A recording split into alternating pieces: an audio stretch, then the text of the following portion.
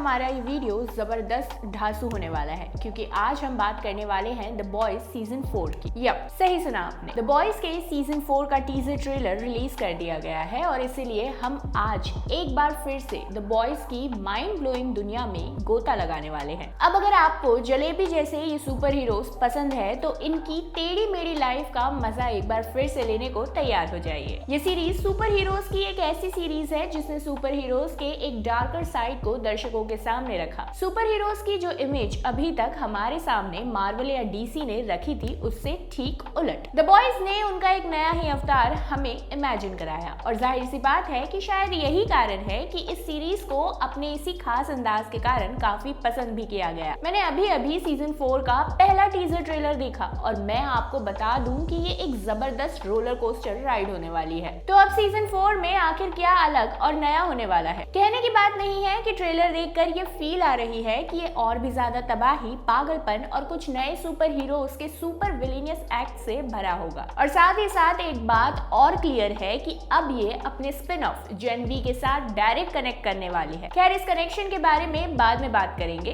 उससे पहले बात करते हैं द बॉयज के ट्रेलर की। तो ट्रेलर की शुरुआत होती है होमलैंडर के साथ जो अकेला वॉच टावर में बैठा है और इसके साथ ही शुरू होता है एक वॉइस ओवर जिसमें हम सुनते हैं कि सिस्टर सेज डेमोक्रेसी को लेकर एक परम ज्ञान दे रही है कि कैसे रोम और ग्रीस जैसी डेमोक्रेसीज भी नाकाम हो गई क्योंकि लोग दरअसल स्टूपिड होते हैं। पर अगर लोगों को ही कुचल दिया जाएगा तो आखिर तुम्हें हीरो कौन बनाएगा, कौन तुम्हारी गुलामी करेगा? इसीलिए उन्हें भड़काओ और जब वो खुद तबाही मचाने लगे तो उन्हें जाकर बचाओ और महान बन जाओ। इस पर होमलैंडर कहता है सीजर की तरह। यहाँ इस वॉइस ओवर के कई मायने। एक तो हम ये जानते हैं कि होमलैंडर पर अब ट्रायल चल रहा है और ऐसे में उसे एक बार फिर से अपनी इमेज को क्लीन करने के लिए कुछ बड़ा करने की जरूरत है। और साथ ही जैसा कि मैंने कहा कि यहाँ ये बात सिस्टर सेज होमलैंडर को कह रही है, मतलब द बॉयज में एक और शातिर दिमाग की एंट्री हो रही है और एक बार फिर से कुछ नए दाव खेले जाएंगे। अब जैसा कि मैंने कहा कि जेन वी की स्टोरी द बॉयज सीजन 3 और 4 के बीच की है, इसीलिए यहाँ काफी लिंक्स आपस में जुड़ने वाले हैं। जैसे बिली बचर को अब ये पता है कि एक ऐसा कंपाउंड बन चुका है जिससे स्यूप्स की पावर को खत्म किया जा सकता है, तो बिली एक बार फिर से सुपर हीरोज को रोकने के मिशन में कुछ नए तरीकों के साथ एंट्री करने वाला है। ट्रेलर के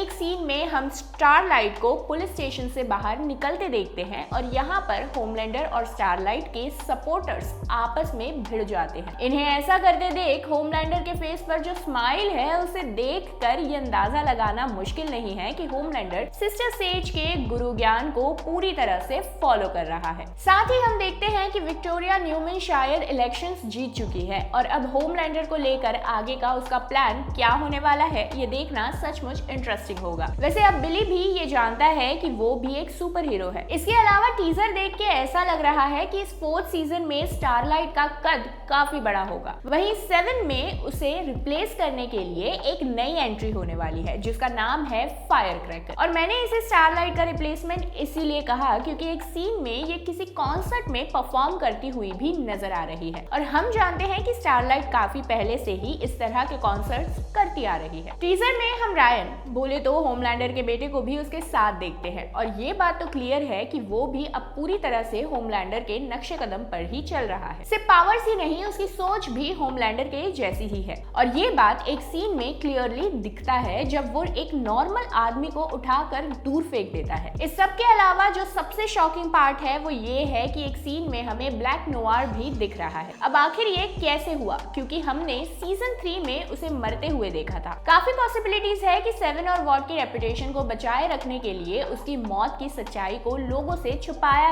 जा रहा है। और ब्लैक नोवार के केस में ये बहुत इजी भी है क्योंकि लोगों ने ना तो उसकी शक्ल देखी है और ना ही आवाज सुनी है। इस सब के अलावा एक और शॉकिंग सीन है जिसमें बिली के सर में कोई वॉर्म टाइप का कुछ चल रहा है। क्या ये कंपाउंड वी के एक्सेस यूज के कारण है या इसके पीछे कोई और फंडा है? ये देखना सचमुच मजेदार होगा। ट्रेलर का एंड होमलैंडर के खून से लथपथ फेस से होता है और उसके फेस पर एक कनिंग स्माइल है, यानी अपने पहले के सीजन्स की तरह ही ये सीजन भी खून खराबे और बदले की आग से भरा होने वाला है। वैसे पुराने सुपर हीरोज जैसे डीप, जो कि ट्रेलर में दिख भी रहा है, इसके अलावा अपकमिंग सीजन में कुछ और नए कैरेक्टर्स भी इंट्रोड्यूस होने वाले हैं और इनके पास कुछ अजीब से सुपर पावर्स हैं। उनमें से एक है ट्रुथ बॉम्ब। अब ये क्या वाला है ये तो हमें आगे ही पता चलेगा। मेकर्स ने टीजर के साथ एक कैप्शन भी दिया है, let's light this candle, season 4 coming to your tubes 2024। और इस कैप्शन ने सारे सोशल मीडिया प्लेटफॉर्म्स पर